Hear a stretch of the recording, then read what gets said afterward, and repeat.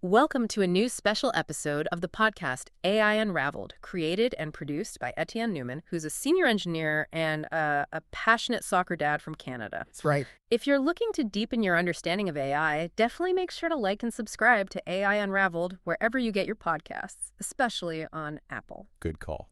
So today we're diving deep into, well, a pretty big announcement. It feels like it could signal a really revolutionary shift in how we interact with AI and, computing generally. Absolutely. We're looking at excerpts from a discussion with Sam Altman of OpenAI and Jony of LoveFrom.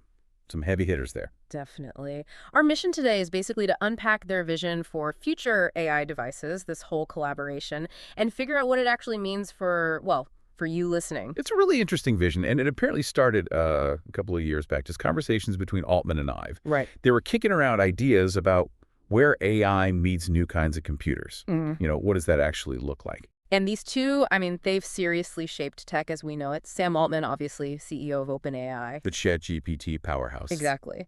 And Jony Ive, heading up LoveFrom, his design firm is described as having this just exceptionally high concentration of talent. Yeah, think about the original iPhone, MacBooks. Yeah. That's Ive's legacy, right?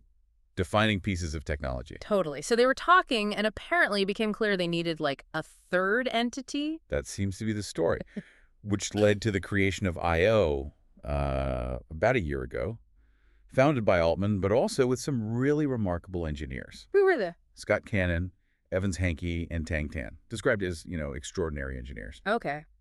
And IO's focus, what's their expertise? It's broad but deep. Hardware, software engineering, physics even, research, and importantly, product manufacturing. They cover the whole spectrum. Got it. And now I.O. is actually merging with OpenAI. That's the big news. And they have a very clear mission statement come in at this merger to create a family of devices, not just one, that empower people to use AI creatively. Really lean into the creative potential. Okay, so moving beyond just like asking questions, they have a first product they're working on, right? And they sound pretty exciting. Oh, definitely. The enthusiasm is palpable. Jony Ive apparently said this initial device has completely captured their imagination. Wow. And he even called it the best work our team has ever done. Yeah. Now, considering his team's track record. Yeah, that's a massive statement. You don't say that lightly after designing the iPhone. Not at all. And Altman seems just as bullish. He mentioned living with a prototype. Oh, interesting. And called it the coolest piece of technology that the world will have ever seen. Okay, bold claim.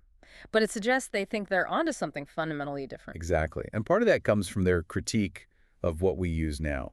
They basically say our current ways of accessing advanced tech. Like our phones and laptops. Yeah. They're essentially based on ideas that are decades old. That's the phrase they used. Okay. I can see that argument. They feel there's this mismatch. Super smart AI, but we're interacting with it through these, relatively old interfaces. Can you give an example? Altman used the example of asking a follow-up question to something like ChatGPT on your laptop. Right. You have to grab the mouse, click the window, maybe scroll back, type it out. It's several steps. It breaks the flow. It's not seamless. Not at all. And their point is, this amazing technology deserves something much, much better, a more natural way to engage. So it's really driven by this idea of improving the fundamental interaction, not just making a new gadget. Precisely. Yeah. It sounds like a deeply shared philosophy is powering this whole thing. There was a personal story from Altman, too, wasn't there? Yeah, he mentioned his son, Charlie, showing him ChatGPT early on. And that was apparently a real, light bulb moment for him. Ah, okay. And his connection with Ive, it seems, was pretty rapid. They just clicked on this shared vision for where tech should go. And how we should interact with it. Yes, and crucially, they found they had this really strong alignment on values.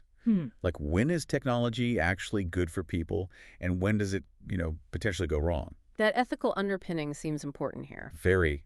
I've really hammered this point home. He said, you need to look at the people making the decisions, their motivations, their values. Not just the shiny tech itself. Exactly. It's about the intent behind the creation. And that seems to be a big part of their partnership. They also talked a bit about San Francisco, didn't they? Its role in all this. They did. Described it as almost this mythical place. Yeah. Historically the leading edge of culture and tech. So many big ideas born there. What do they credit for that? Couple things. The unique geography, the hills apparently play a part. Interesting. But also critically, its culture. The way it accepts creative freedom and all of its weirdness, as they put it, So an environment that lets unconventional ideas flourish. seems to be the idea. And they express real gratitude for that environment, a sense of owing something to the city. And tying this back to the user, Altman has this goal, this aspiration for AI, right? Yeah, very clearly. He wants AI to be truly democratized, accessible to everyone. Not just tech experts using, as he put it, bad tool. Exactly. He doesn't want it to be this niche thing for a technically proficient minority. Yeah. And, if you want to become part of that group or just deepen your own AI skills. Good point. It's worth checking out the study guides by Etienne Newman, our show's creator. He's got books covering certifications like the Azure AI Engineer Associate AI 102, the Google Cloud Generative AI Leader, and the AWS Certified AI Practitioner. Where can people find those? They're all available at djamgatetech.com. We'll put the full links in the show notes. Naturally, they're great resources if you're looking to get certified. Excellent. So the ultimate goal with these new devices is empowerment. That really seems to be the core idea, empowering anyone with an idea to just make it happen, using these tools to bring visions to life, regardless of your coding skills. It's a big ambition, and you get the sense they feel the weight of that, the responsibility. Oh, absolutely. I've mentioned observing Altman, the sheer responsibility he carries, working late nights. It's not just about OpenAI's success, then. Apparently not. I've noted that Altman's worries go way beyond the company. He's thinking about customers, about society, about culture, the whole impact. And they're already seeing big impacts from current AI models, right? Yeah, they shared some pretty striking examples.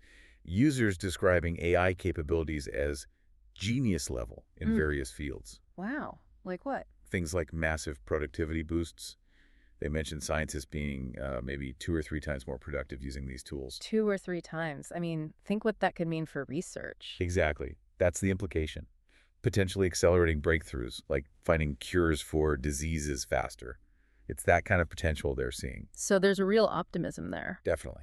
A belief that we're right on the edge of a new generation of tech that could genuinely help us be, our better selves. Okay, that gives us a huge amount to think about, so let's try and boil it down.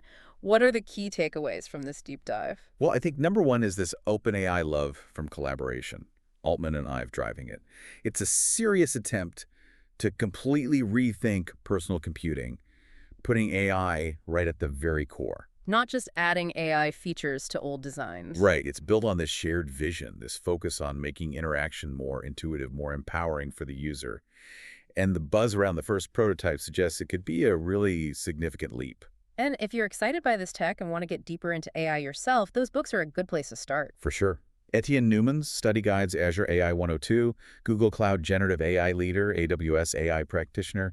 They're designed to help you get certified. Check them out at djamgatetech.com. The links are in the show notes. Great. So maybe a final thought for everyone listening. Just imagine, how could a truly seamless AI device change your day-to-day, your creative work? Yeah, what possibilities jump out at you when you think about interacting with AI as easily as, talking to a person? It's fascinating to consider, and as we watch this unfold, it seems that focus on human values, on democratic access that they talked about, that's going to be absolutely critical, isn't it? Couldn't agree more. Shaping a future where this powerful technology actually benefits everyone. That's the real challenge and the opportunity.